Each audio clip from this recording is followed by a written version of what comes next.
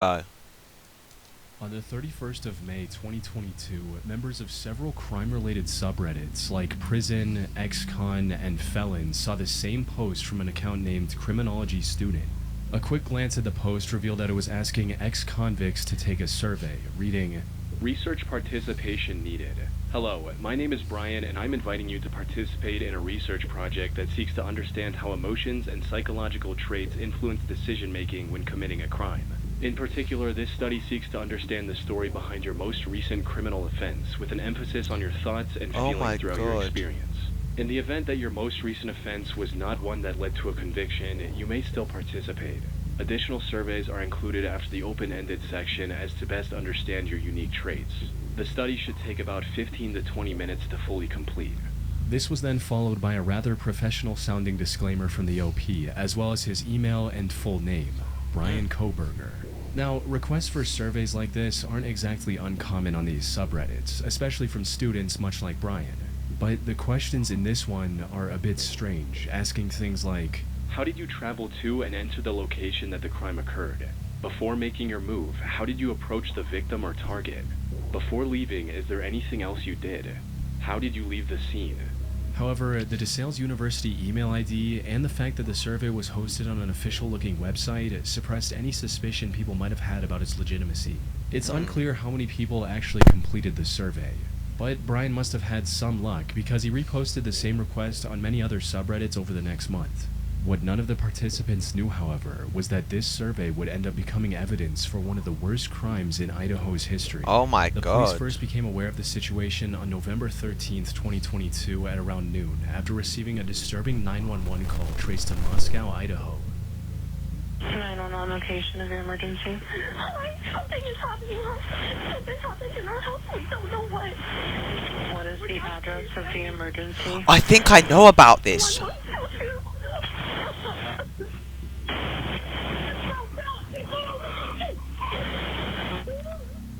The caller was sobbing so hard she could barely explain what was happening. Wait, what? Then another girl Wait, grabbed let me replay that. Did she get shot?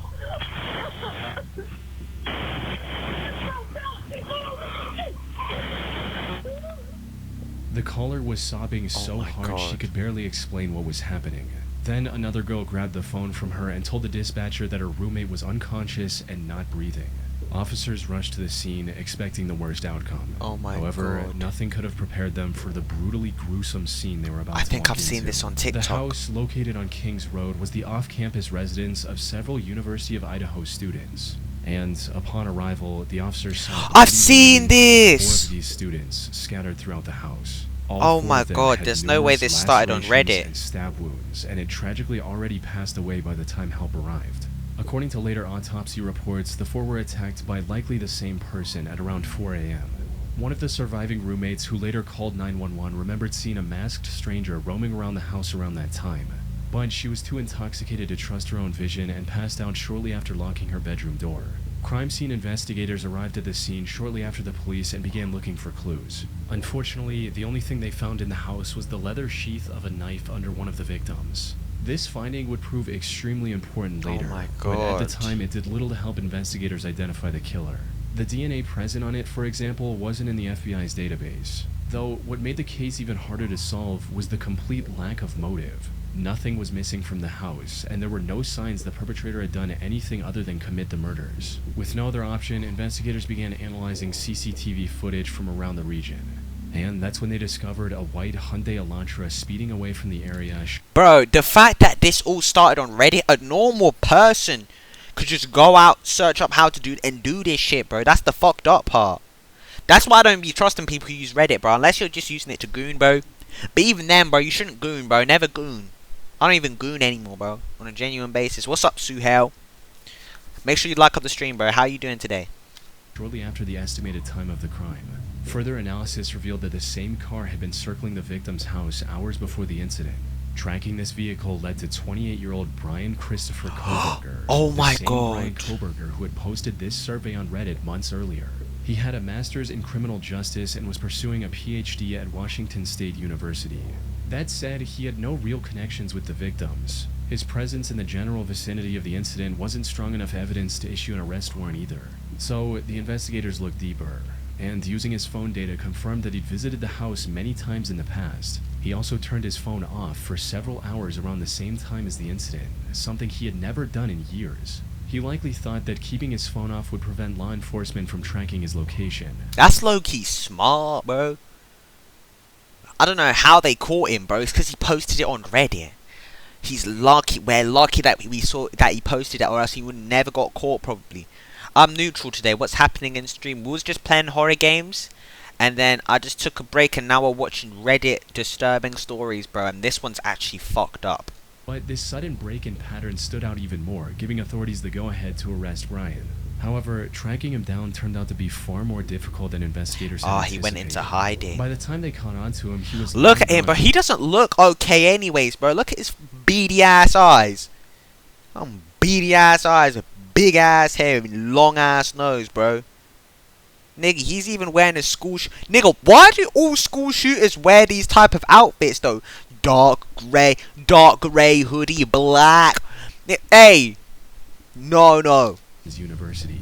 And after a week's Beady long ass hunt, Brian eyes. was finally located and subsequently arrested on December 30, 2022. Hey, he looks like Jake Gyllenhaal. You cannot tell me he does not look like Jake Gyllenhaal, bro. He was found Bald hiding in ass his parents' head. home in Pennsylvania, over 2,500 miles away from the crime scene. DNA samples taken after the arrest also matched. Look at his. I knew I wasn't, bro. Because the thing about me, let me tell you something, bro. The thing about me, I don't even point out people's like characteristics like that. You know what I'm saying? I don't really notice them. I just notice them for their personality, bro. I'm most definitely a personality person. But look at his beady eye. You can tell he's got fucked in his head. He is genuinely not okay in his head, bro. He needs genuine schizophrenia help, bro. In this picture, he was probably fighting away the... No. I need to take a picture. No. This guy's fucked up. I feel like Black isn't even gonna hide them in broad daylight. Facts. Reddit disturbing stories. We have never been this low on this channel, bro. This is... I just wanted to react to it because it's interesting, bro. Shut your bitch ass up. Matter of fact, you were annoying me the other day, bro. You was mad inviting me to play CS2. I had to remove your ass, bro. The sample found on the knife sheath perfectly, further confirming that Brian was the one investigators were looking for. And while he kept denying the allegations at first, he eventually confessed to everything in exchange for a plea deal to avoid the death penalty. Oh He my stood God. trial on July 23rd, 2025. He didn't and was wanna get sentenced to killed. 4 consecutive life sentences without the possibility of parole. His conviction also put his Reddit survey requests in a much different light. Brian was trying to learn how other criminals carried out their crimes and the mistakes that got them caught so the same didn't happen to him. Though, one thing that's been completely missing from any of these findings is his motive. Why would a seemingly well-adjusted man... Motherfucker, because he has demons in his head. He doesn't give a fuck yet. No. Get out of my head. He's like me, bro. One thing I deadass realized, bro. It is easy as fuck to, like, get mental health, bro. My bad, I was tired of solo queuing. My shit was on 4. Hey, you know what? It's alright, bro. Listen, if I had CS downloaded, I would have played with you, bro. But at that point, I could not play. You know what? I might download it and play it next stream. If I play it next stream, we can play it, bro. I got you. Anyways, what I realized, bro, is it is easy as fuck to go insane. Like, I could probably go insane. So this hey, look at him. With his beady ass eyes, he can easily go insane, bro. That's what I'm trying to say. So be careful, guys, because you never know what can happen, bro. Just be nice to everyone, because it doesn't make sense. on path to a doctorate degree commits such a heinous crime, especially when he didn't even know his victims beforehand. While the most popular theory states that his actions were the result of a deeply unwell man developing an irrational hatred for women. You see, Brian suffered from visual snow, a condition where the patient sees black and white flickering dots all around them. The constant noise can make life difficult and cause other psychological issues, something Brian himself That's was why well his aware eyes of, were so as he big. wrote in a visual snow discussion forum. I always feel as if I'm not there, completely depersonalized.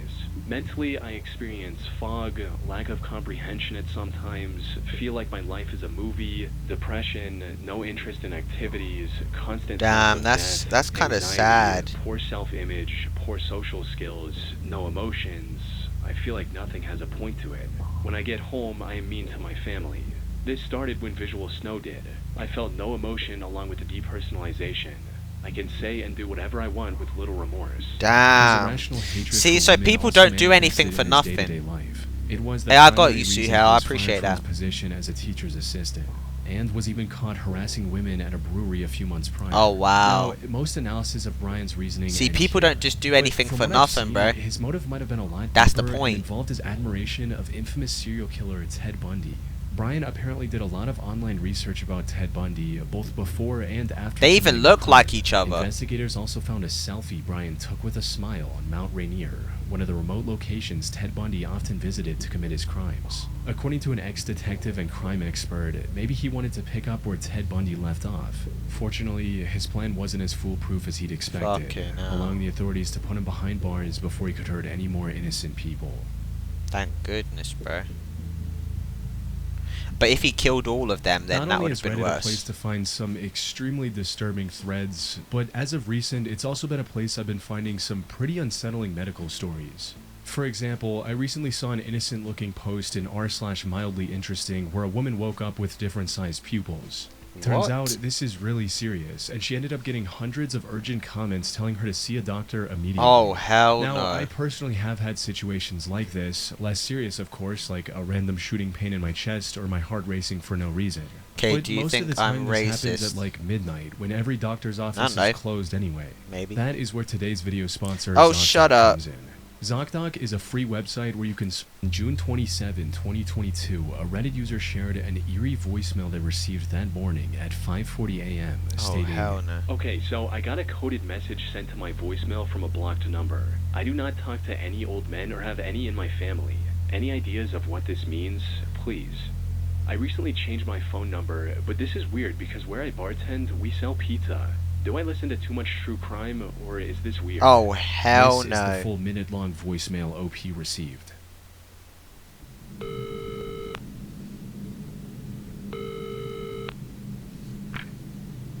You should always judge pizza by the sauce, the dough, and the cheese. Oh, fuck not by no. the toppings on it. Also, when ordering pizza, especially for delivery or pickup, it is not a bad idea to order it well done, as most places have a tendency to undercook it, especially when they're busy, like on Friday night. Oh, Now that is, of course, unless you like it lightly cooked. Now I have no interest at all in watching the Kardashians, and I never have, nor will I ever wear a backpack. And I hope this is clear to you. The whole thing sounded like nothing but incoherent rambling on a first listen.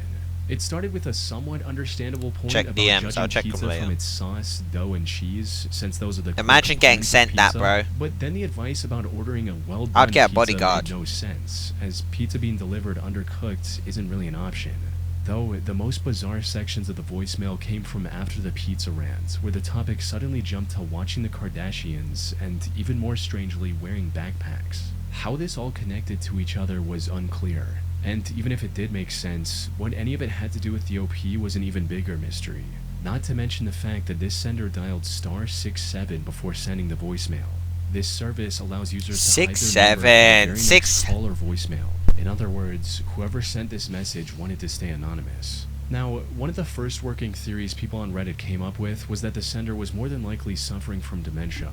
One user even shared a personal anecdote on the matter to back this particular assessment, stating, Sounds like someone with dementia. My grandpa would talk very much like this before he passed. At some points, he would even wake up in the middle of the night and have full-blown conversations with nobody. But while that all is a possibility, it doesn't seem very likely. Mainly because there are no pauses or stumbles between the different thoughts. It's as if the caller had rehearsed the message That's beforehand, scary. or maybe even written it down before calling. Of course, this could just be a troll message with no real purpose other than to spook the OP. However, a more plausible theory gives this otherwise strange-sounding voicemail a much more sinister meaning. And it all stems from the Pizzagate controversy from back in 2016. where Democrat-led establishments, namely the Comet Ping Pong Pizzeria in Washington, D.C., were accused of being fronts for illegal trafficking rings. At the time, several official sources, including the Washington Police, New York Times, and the Washington Post, ensured that this was nothing more than a conspiracy with zero proof to back its claims. For instance, the accusations claimed the restaurant had a basement where underage victims were kept before being sold off. What? But when inspected, the building turned out to have no basement at all, let alone one big enough to facilitate a large-scale criminal operation. However, the sheer popularity of this controversy could have led to an actual uptick in using pizza-related terms as code for actual trafficking operations. So, as the theory goes, the message OP received was encoded with similar intentions and was meant for someone else. Especially with the addition of, "I hope this is clear to you" at the end, which implies a deeper meaning to those words. As one user put it, It's some kind of coded message for a person who most definitely was not meant to be you. The They're "I trying hope to this be is clear Diddy. to you" line, as well as it sounding like he's reading off of a prepared script, makes it seem pretty deliberate. The random mention of Kardashians and backpacks seems like another code in the midst of a weird rant about ordering pizza. Seriously, who undercooks pizza? Undercooked pizza. Underage kids. And finally, the fact that they hid their number, it just kind of solidifies it in my mind. He either dialed the wrong number, which seems more likely as your line is already 3 years old, I think you mentioned, or tried to reach the person who had your last number. following this logic, some other users tried to decipher the code, but without the actual key, there is no way to confirm or reject any of these. Bro, why is nobody talking about undercooked underage? Undercooked underage. They are trying to traffic underage kids, bro. Yeah, I mean, there's a couple things here that stand out. I'm taking a guess here, but pizza equal child or prostitute or some sort of sex slave.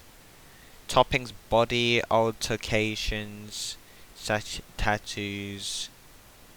Well done, skin color. Oh, well done, skin color. Yeah. Underage, undercooked underage.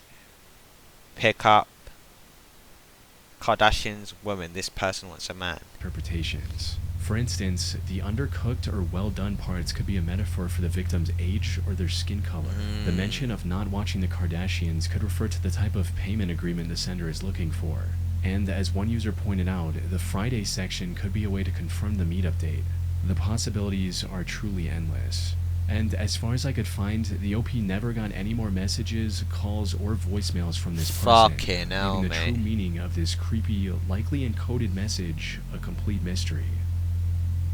That's fucked. On February 24th, 2015, Reddit user Concerned Hubs made a rather concerning post on r/legal advice. It read, Need advice on talking to police regarding my wife. My wife has not returned home since she went out shopping late Saturday. It's getting to the point where I should Yep, call he the did police it. to file a missing persons report. I would like to be as helpful as possible when speaking to the police, but want to avoid triggering any suspicions about me. I hear a lot of stories of husbands being falsely accused when something happens. Should I only give them information in response to specific questions? Is there anything I should not bring up?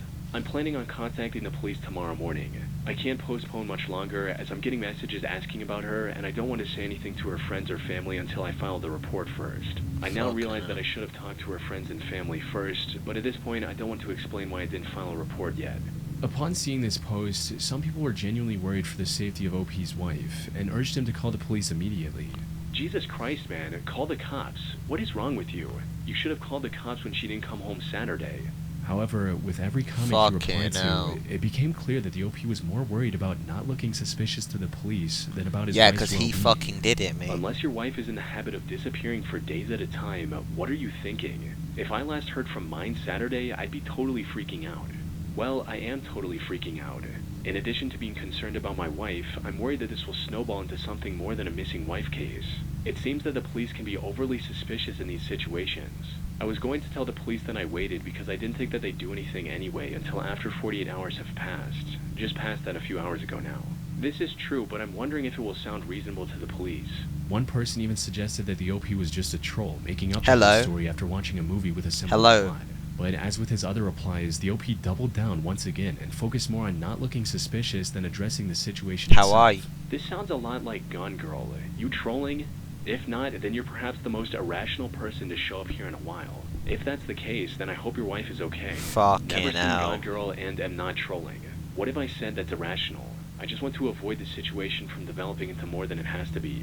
And when people tried to call him out on his twisted Bro, thinking, nah, he why said- is he's genuinely fucked up. His wife has gone missing and the first thing bro's thinking about is himself, bro. Like, your wife might have been gotten kidnapped by the cartel and is now in a drug trafficking ring and you're too busy fucking posting on Reddit and shit. Like, that is messed up. lashing out, writing things like, Who are you to judge what a normal person would be thinking in a stressful and scary situation? in trying so hard to not look suspicious, the OP was only making himself seem guiltier with every passing minute. This resulted in most users accusing him of taking the life of his wife and then trying to learn how to avoid suspicion with the police on Reddit. True. So, where'd you hide her body? Seriously, just from this messed up post, I think you killed her. Does Exactly. anyone else think OP killed her? As soon as people started making these accusations, however, the OP suddenly changed his story and miraculously found a convenient note his wife left behind, writing, Update, she was leaving town for a while to spend time with an old friend. I'm going to have my wife's best friend make some calls to my wife's family and friends to let them know that she's okay.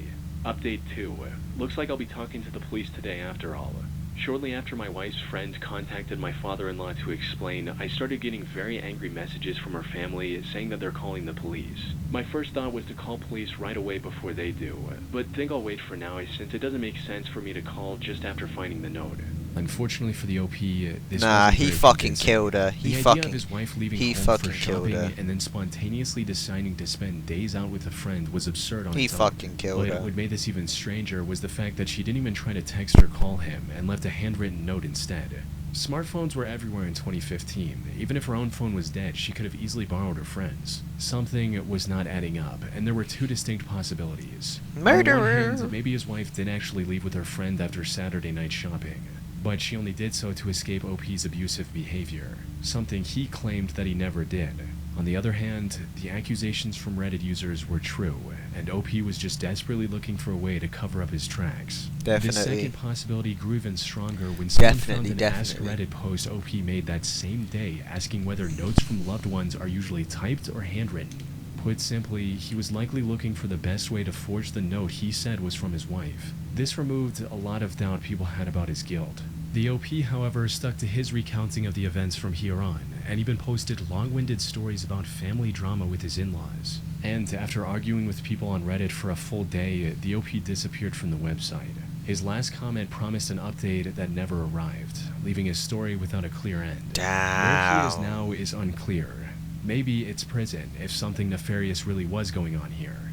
But without an update or news article, we will never know for sure.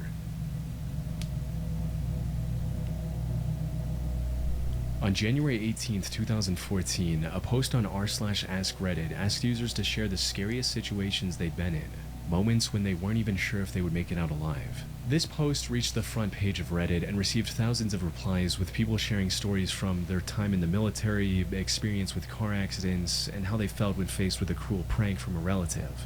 However, most of these stories paled in comparison to the disturbing account user SwiftJustice25 shared about their encounter with a creepy man in a foreign country. The comment read, This post is very long, but I couldn't tell the whole story very well without it being this long. When I was a missionary in Brazil, my companion and I were approached by a seemingly homeless man who greeted us in almost perfect English. Turns out he was an American who had been living in Brazil for about 30 years. Okay. His name was Bigford. Brazil, Brazil, Brazil, Brazil. Shout Brazil. And in his late 50s to 60s. It was hard to tell because of his big beard and very unkempt appearance. He feigns interest in what we were peddling and asks for a copy of the Book of Mormon, but is clearly more excited to be speaking English with two Americans. We meet up with him a few times to discuss religion, but he would always meet us at the side of the road or some other public but still secluded place. We had to give weekly reports to the ecclesiastical leaders for the local unit about who we were meeting and teaching. After meeting Bigford a few times, we bring him up in our weekly meeting. The bishop and his other leaders instantly know who we are talking about and caution us to stay away from this guy. Apparently, he's a bit unstable, and once or twice a year will start bothering the missionaries. My companion and I can't believe the bishop is referring to the same person, and we continue The meeting with fuck? him. I don't know how to adequately describe the creepiness of this guy. Between his disheveled appearance, flat-out lying to us, and other small signs, he had a certain sinister vibe. But with Oh, nothing hell no. concrete to put our finger on, we continued to speak to him. Occasionally, he would run into us outside of the house we lived in.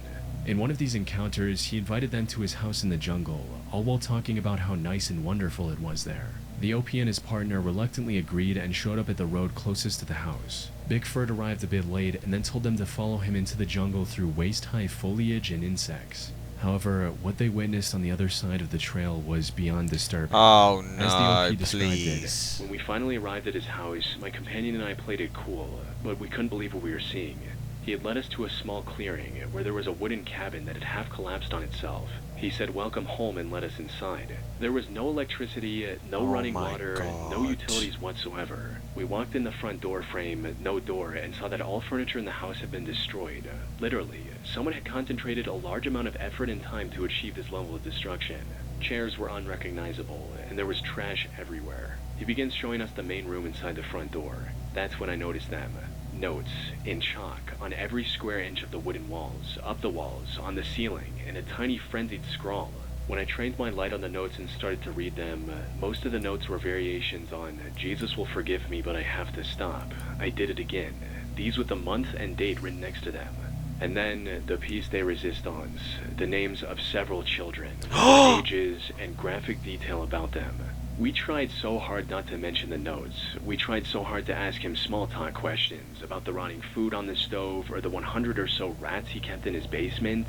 Anything but mentioning the notes. I can't speak for my companion, but I was freaking out. From glances at each other, I could see that he was at DEF CON 1 as well, and we decided to get out of there. We made some excuse as it was getting late that we needed to get home, and he reluctantly offered to show us the way back, on the condition that we would come visit again. As we get out of the house, he suddenly remembers that he knows a shortcut and tells us to follow him. The direction he was trying to lead us is clearly not the way back to the road. It only led deeper into the jungle. We politely declined, and luckily we were able to follow the trail that we had originally made through the underbrush. This time, however, I did not care about the spiders. When we got back onto the road and realized we were safe, we looked at each other as if to say, did that really happen? Once we started talking about what we just saw, I was so terrified that I physically could not speak. Nothing like that had ever happened to me nor since. I absolutely could not make a sound, I was so scared. My companion called our leaders who Was called trying their to leaders, and donate, we ended up but your donate page sucks and I can't even get... Bro, I forgot about... Oh shit, wait, my links work again. Oh my god. Guys, don't worry, I'm getting super chat soon. So that you can donate through YouTube. Anyways, yeah, I didn't... Bro, that's not even my fucking page. I didn't even make that. Streamlabs made that. Don't worry. I'm getting super chat soon. Just everyone like up the stream. And who the fuck... Neo, who the fuck are you? Please get... I'm gonna get it soon, bro, because then people can do text-to-speech. I just need, like... I can probably get it by next month, I think. Anyways, yeah. Back to the video. moving about a week later, but not before making an entry I'm in gonna our say, area. bitch, I'm gonna find out who you are, okay, bitch? So don't even try that. Don't even try it. If you're a real one, you'll tell me who you are. I absolutely could not make a sound, I was so scared. My companion called our leaders who called their leaders. Did that really happen? Once we started talking about what we just saw, I was so terrified that I physically could not speak. Nothing like that had ever happened to me nor since. I absolutely could not make a sound, I was so scared. My companion called our leaders who called their leaders, and we ended up moving about a week later. But not before making an entry in our area book. The book that stays in the area listing who had been talked to and who to contact in the area, warning all other missionaries to stay away from this guy. Now, this reads almost like the plot of a short horror film. The story of a deranged, possible serial killer living in the jungles of Brazil sounds almost too fictitious to be true. And the OP was quite aware of this as well, which is where the most important part of his story comes in, the recordings. As it turned out, OP, fearing for his own safety, secretly recorded many of his conversations with Bigfoot and posted the link to a compilation with his comment. For example, Bigfoot talking about the rats he raises. You know, when I call like this, they come fast. Oh, here they are, the rats. Yes. 125. You can catch him and say hello. This is a female. Should it, do you not put the collars on all of them, or? No, not in the old ones. These are the first. These I even leave the tails on. Normally you clip them off. Yes. How The come? fuck? Thomas, I know who I have you a are. little scissor, a pair of scissors. Also, the notes on the wall. Do you write yourself notes on the... Sometimes I do. Neat. I have electronic schedule. How do you call it? Electronic agent. But now it's in some fun there. I wrote on every wall. This compilation also included their last conversation with Bigfoot while trying to escape his house unharmed. And it played out exactly as the Alright, OP safe for described. government name. No.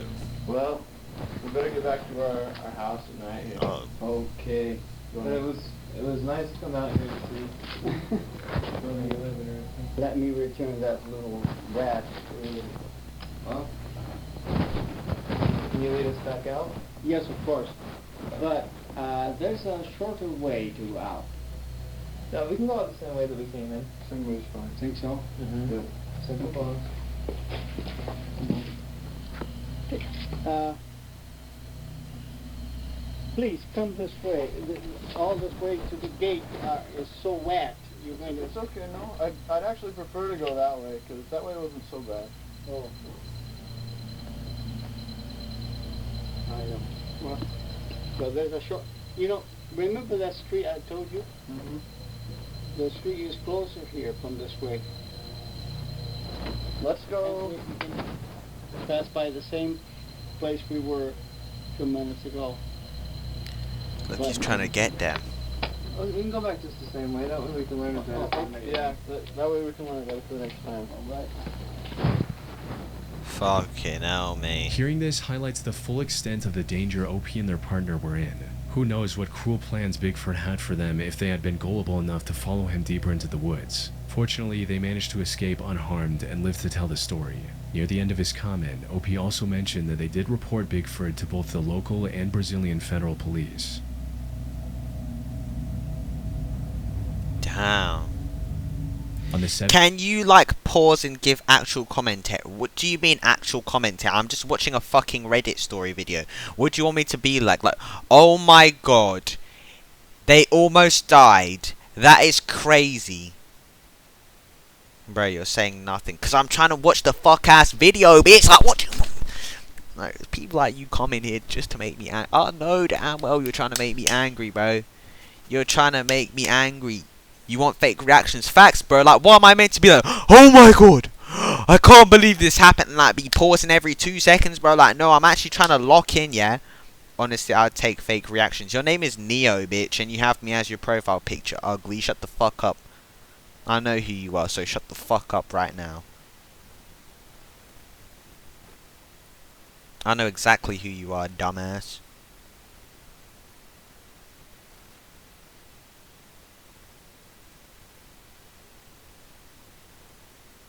Stupid.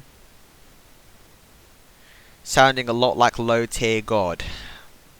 That's how you know this guy doesn't get any bitches, bro. Because he watches low tier god. That's how I know you don't get any bitches. You watch low tier god, on the bro. 7th of February 2017. My whole life has changed since you came in. I knew back then you were that special one.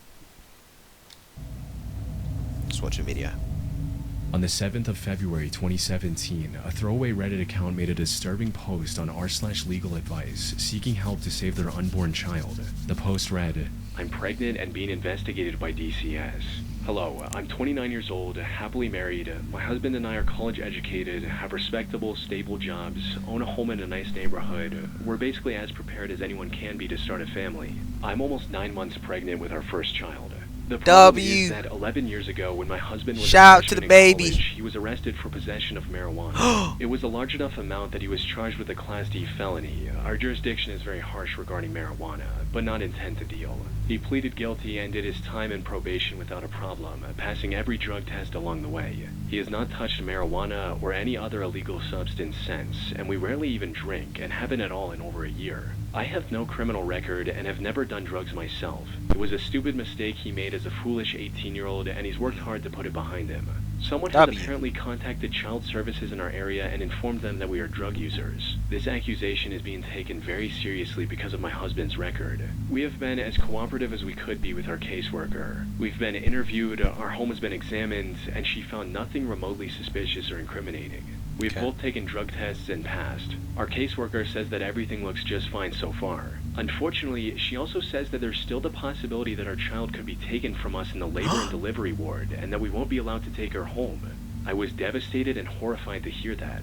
When I asked why, she said it was not up to her, and we'll have to wait and see, which made absolutely no sense to me. What gives? I feel like there's something... Bro's typing lol in the chat when then literally someone's about to get their child taken from them, bro, and you're typing lol. You are dead ass typing lol. You are fucked up, bro. I have no experience with DCS, and I'm not aware of anything we could have possibly done wrong. I know they'll have to test my daughter for drugs when she's born, but she has not been exposed to drugs. Nothing more than prenatal vitamins. Yo, you are fucked up in the chat, bro. A drug test. I'm scared and confused. Do I need a lawyer? I have anticipated spending our savings on our new daughter/parental leave, but I will use that money for a lawyer if I have to. This was a tragic situation all around. The fear of losing their first child just minutes after birth is overwhelming enough. Not to mention the physical stress OP must have been under, which could have negatively affected her and by extension her baby's health. Most people who came across this post sympathized with the OP and tried to help the best they could. Some suggested continuing to cooperate with the authorities, while others told the OP to lawyer up as soon as they could. But for a large number of people, something about the whole situation just didn't sit right. I am a former Indiana CPS investigator/assessor. Something here is not making any sense at all, unless the law has changed greatly in the last few years when I left the department. As of this moment, you are pregnant, correct? You don't have any children. They're investigating the fetus?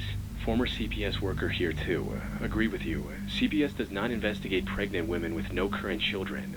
Something is not right. They urged the OP to take a closer look at the investigation, maybe even call CPS and DCS directly and inquire about the ongoing investigation. Even then, none of these commenters could have expected just how correct they would be. The truth came out on February 22nd when the OP returned with a very important update, stating, I contacted and met with a lawyer and explained the situation to him. He seemed to agree that something was very fishy.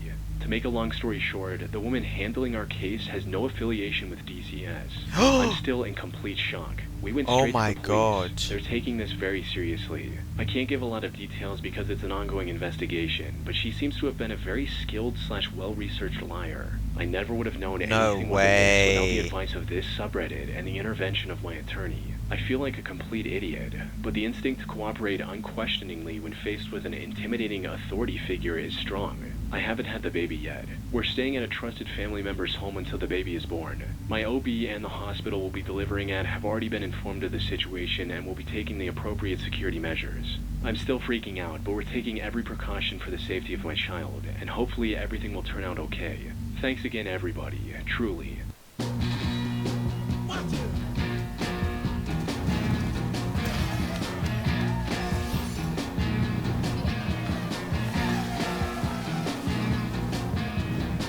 Wait, Len, were you racist? However, while the OP's situation had a somewhat happy ending, it's hard to imagine what would have happened if she hadn't turned to the internet for advice. Whoever this imposter was clearly did her homework. She knew about the husband's past felony and had enough legal knowledge to pose as a government worker for months without getting caught. An even scarier thought is what this imposter was planning to do once she had the newborn baby. The best case scenario would have been a legal adoption in exchange for money, but there were far worse possibilities for what could have happened to that infant. Luckily, the crisis was averted before it happened. That said, I wasn't able to find any reports of this imposter ever being identified or arrested. Having such a dangerous person still out there could be disastrous for who knows how many vulnerable families. Interestingly, while looking for reports on this individual, I came across an article about the police in Greenfield, Indiana looking for a woman who impersonated a DCS worker. This was from back in 2014, 3 years before the OP made her post. In other words, there's a possibility that the police in Greenfield were looking for the same person. Maybe she somehow avoided getting arrested and went after the OP years later. On a similar note, a 44-year-old woman named Lisa Nakrelli was arrested in June 2023 for impersonating a CPS worker and trying to kidnap a 4-year-old boy. Wow. She claimed that she was just trying to scare the parents a little for leaving their son unattended. Fortunately, the court did not buy her excuse one bit. She is still awaiting trial, but if I hope she convicted on gets all charges, arrested. she's looking at up to 12.5 years in prison. This incident happened in Ohio, a neighboring state of Indiana. Ohio, bro. There's a non-zero chance that Lisa 6'7", was the very person Ohio. Indiana police were searching for in 2014, and the same woman who posed as a DCS officer in front of the Reddit OP. If this is the case, she likely moved to Ohio after getting exposed in Indiana and tried pulling the same trick all over again. Though I should mention that this is nothing more than an educated Only guess in on my part based on Ohio. everything we've seen. Only Maybe in we'll finally Ohio. learn the truth when she eventually stands trial. Yo, why the fuck does the video end and then I just see Ronnie McNutt on my screen, bro? Can someone please explain that to me?